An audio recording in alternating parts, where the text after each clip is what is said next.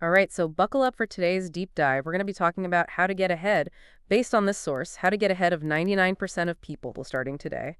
And I got to say, this source does not hold back. It's got some pretty intense ideas, and I'm really excited to dig into it with all of you. It definitely does have that hustle harder vibe, doesn't it? It does. But I think what we should do today is sift through all of that and figure out what's actually backed up by, good research and what might just be hype. Because believe it or not, there is some solid science behind a lot of these like get-ahead principles. All right, so let's dive right in. One of the first things that jumped out at me was the emphasis on, and I quote, extreme work ethic. The source even says, most people are lazy, outwork them. Whoa, that's a statement. So I'm curious, what do you think about that, listener? Does that resonate with you? Do you find that motivating? A little intimidating? Yeah, it's really interesting because that kind of language, I think people interpret it in very different ways. Some people, they hear that and they get really energized, like, yeah, challenge accepted. Other people, they might hear it and just feel overwhelmed. But what's really fascinating is there's actually a whole field of research on grip and perseverance. Angela Buckworth, for example, has done groundbreaking work in this area. And her research has found a really strong correlation between, these qualities and achievement. So while the source might be like a little bit blunt about it, I think it is camping into something real. It's funny you mention that because I think a lot of people, when they hear that kind of like hustle harder, they think it's just about working yourself to the bone. But I think you're right. There's more to it than that. It's about having that consistent drive. It's about, like the source says, the world doesn't reward wishful thinking. It rewards execution. So it's all about action, right? Putting in those hours. And the source even goes so far as to say, cutting out things like Netflix binges, endless scrolling. It even suggests like working during those odd hours, like when everyone else is asleep or or And relaxing. that actually brings up a really important point that I think the source kind of glosses over a little bit, which is strategic rest. We know from all the research on burnout, it's not sustainable to just be like on all the time. Even top performers, they need time to recharge. They need time to recover. In fact, there are studies that have shown taking breaks can actually boost your productivity and creativity. So it's not just about, working more. It's about working smarter. Yeah. So it's not just about working more, it's about working smarter. And that actually reminds me of another concept that the source kind of touches on, this idea of deliberate practice. Oh, absolutely. Have you heard of that? Oh, yeah. Deliberate practice is key. It's about, focusing on the specific areas where you want to improve and then practicing those skills intentionally, like with real focused effort. So it's not just about like mindless repetition. It's about pushing yourself beyond your comfort zone and really seeking feedback to refine your approach. Okay, so that's deliberate practice. And that actually segues really nicely into the next big idea from this source, which is this idea of learning rapidly. The source claims, and I quote, "The world belongs to those who learn rapidly."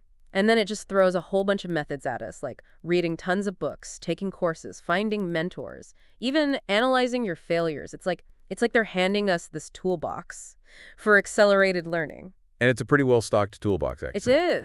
It really aligns with what we know about growth mindset. This idea that our abilities aren't fixed. We can develop them through effort and learning. Carol Dweck, who's a researcher at Stanford, she's shown that people with a growth mindset, they embrace challenges, and they see setbacks as opportunities to learn and grow. So this idea of, constantly seeking knowledge and refining your skills, it's really at the heart of that mindset. Okay, so let's say we're on board with this idea of learning rapidly. Out of all those methods, all those tools in that toolbox that the source gives us, which one do you think has the most potential to really like catapult someone forward? That's a great question. It's tough to choose just one. But I think mentorship can be incredibly powerful.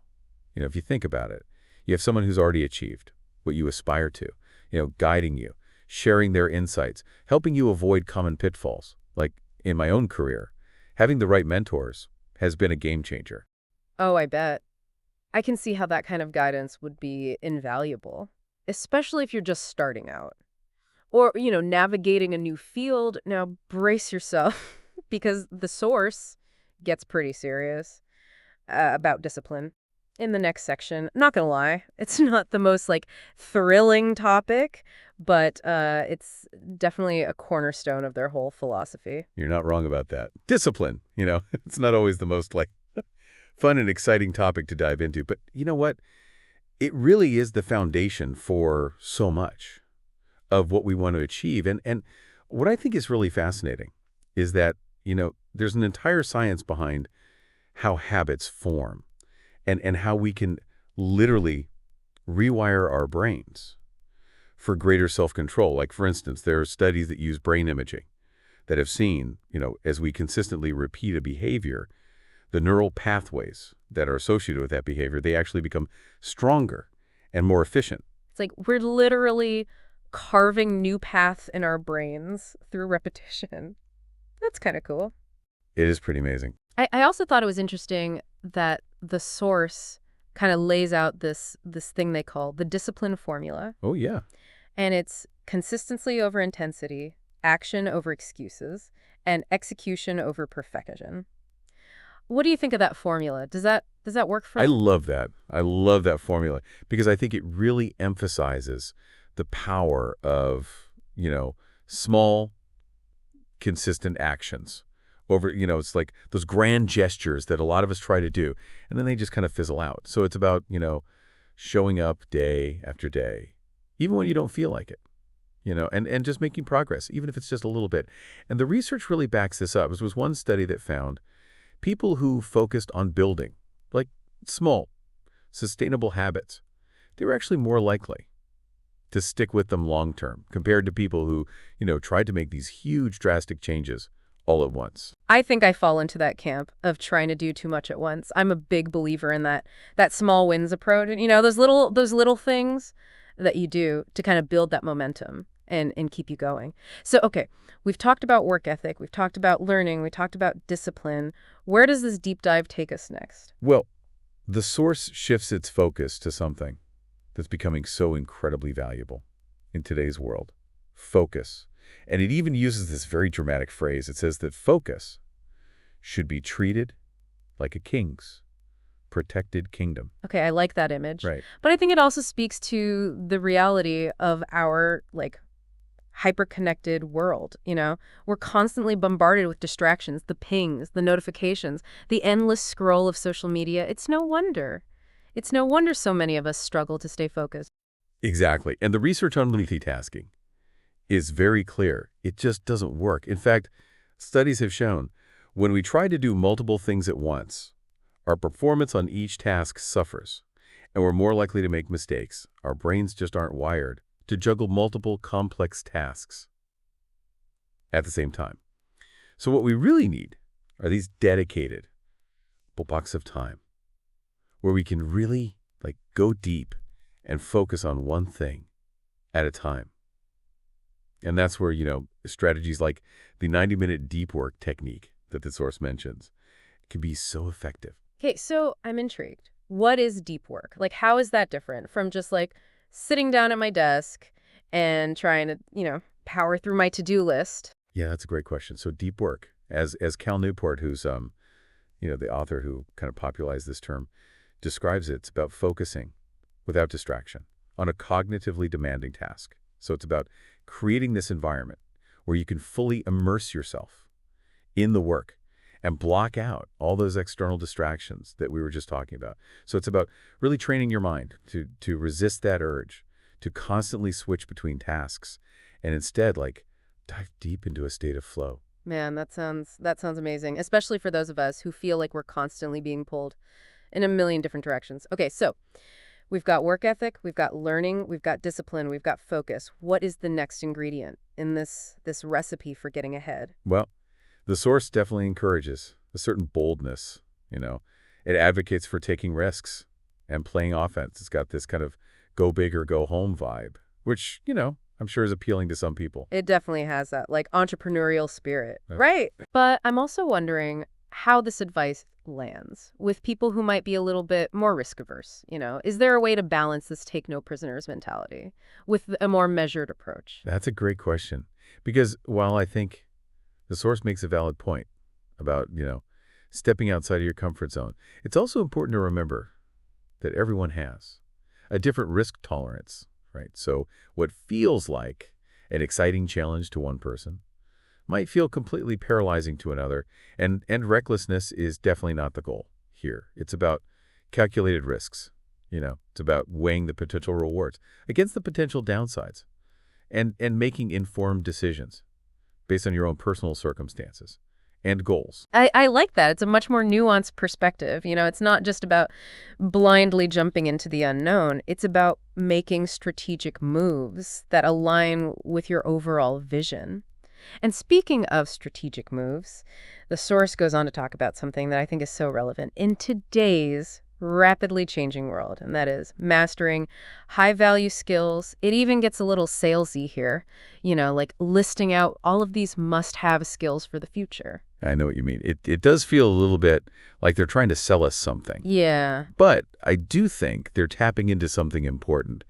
In a world where automation is changing the landscape of work, having transferable skills is becoming more and more crucial. It's not just about specializing in one specific area. It's about developing this diverse skill set that can adapt to different roles and different industries. So instead of getting bogged down in their laundry list of skills, maybe we can just pick one and explore why it's so valuable in today's world. How about copywriting? Have you seen that one come up a lot? Well, absolutely. Yeah. Copywriting is huge. And why is that? Well, because strong writing skills are becoming increasingly important across a wide range of professions. In a world where so much communication happens online, being able to express yourself clearly, concisely, and persuasively in writing is a huge advantage. I can see that. Think about it, like crafting a compelling email to a potential client, or writing a clear and concise report for your boss, or even just articulating your ideas effectively in a meeting. These are all situations where strong writing skills can make a real difference. Yeah, I think we often think about writing in terms of formal communication. Right. But it's not just about that. It's about our personal lives too, Being able to write well can help us connect with others, build relationships, advocate for ourselves. It's about influence. It's about persuasion. And it's about building that connection with your audience, whether it's a client, a colleague, or even just a friend. I like that. Okay, so we've covered a lot of ground here. We've got work ethic, learning, discipline, focus, risk-taking, and skills. What's next? Well, next, the source kind of shifts gears to a topic that might seem a little bit basic at first glance, which is health and energy. Okay. It almost feels like a reminder to, eat your veggies and get enough sleep. You know what? I was thinking the same thing. It's kind of like, yeah, I know. Right. But maybe there's more to it than meets the eye. What do you think, listener? Are you rolling your eyes at this section, or are you kind of nodding along yeah, they've got a point? I think it's easy to dismiss this stuff. We've all heard it before. Eat your vegetables, get enough sleep. But I think we underestimate how much our physical well-being impacts our ability to perform at our best. The source barely scratches the surface. But there is so much research out there on the gut-brain connection, on how sleep impacts cognitive function, how even moderate exercise can reduce stress and improve mental clarity. It's not about just looking good. It's about optimizing your brain and body for peak performance. Yeah, it's like you're laying the foundation for everything else we've been talking about, right? The work ethic, the learning, the focus. If you don't have that solid foundation of health and energy, it's going to be that much harder to build anything sustainable. I agree, 100%. And what's fascinating is, recent research has really shed light on how interconnected our physical and mental states are. We know now that the gut microbiome, which are those trillions of bacteria that live in our digestive system, they play a role in everything from our mood to our energy levels to our immune function and even our cognitive abilities. So it really is mind and body totally connected. It is. And, it's not just about following some generic advice. It's about recognizing that our physical well-being is totally intertwined with our mental and emotional well-being. Okay, I really like how we're kind of going beyond that surface level and getting into like the actual science behind these ideas. It's not just about willpower, Yeah. or pushing yourself harder. It's about understanding how your body and mind work together. Yeah, totally. Okay, so this brings us to the last key takeaway from the source, Okay? the power of your circle. And it makes this bold statement. It says, your environment shapes you. What do you think about that? It's so true. It's easy to dismiss that as just another, like, self-help cliche. Mm. But when you really stop and think about it, there's a lot of truth to it. We are social creatures, and the people we surround ourselves with, they inevitably impact our behaviors, our beliefs, even our aspirations. Right. It's like that saying, you are the average of the 5 people you spend the most time with. Exactly. And social psychology research has shown this again and again, like how powerful social influence can be.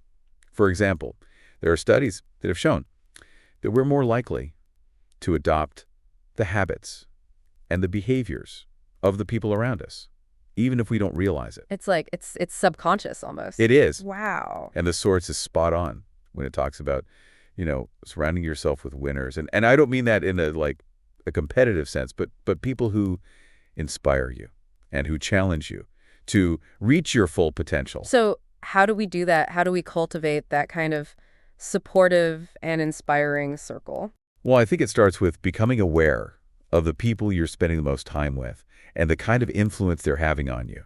Are they lifting you up or are they dragging you down? Do they encourage your growth or do they hold you back?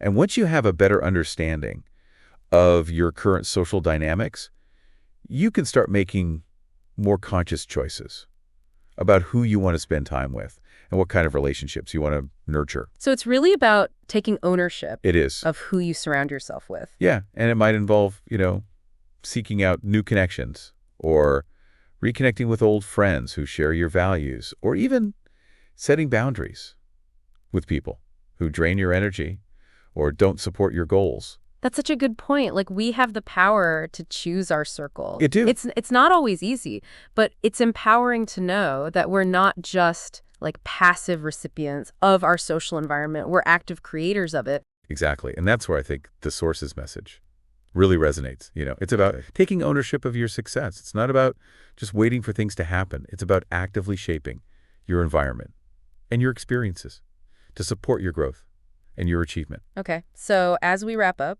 our deep dive into how to get ahead of 99% of people, what are some of the key takeaways that stand out to you? I think, despite its sometimes overly enthusiastic tone, I think the source really does a good job of highlighting the core principles that drive success. It's about embracing the growth mindset, cultivating discipline and focus, building valuable skills, prioritizing your health, and surrounding yourself with a supportive and inspiring community. It's not about following some rigid formula. It's about understanding the principles and adapting them to your own unique circumstances and goals. I like that. So as we leave our listeners with some final food for thought, if you could implement just one piece of advice from this deep dive today, what would it be and why? Share your thoughts on social media or via email. And remember, no matter where you are on your journey, you have the potential to achieve amazing things. It's all about taking those consistent actions, making those small shifts in your mindset, and believing in yourself. I love that. Thanks for joining us On this deep dive into getting ahead. Until next time, keep learning, keep growing, and keep diving deep.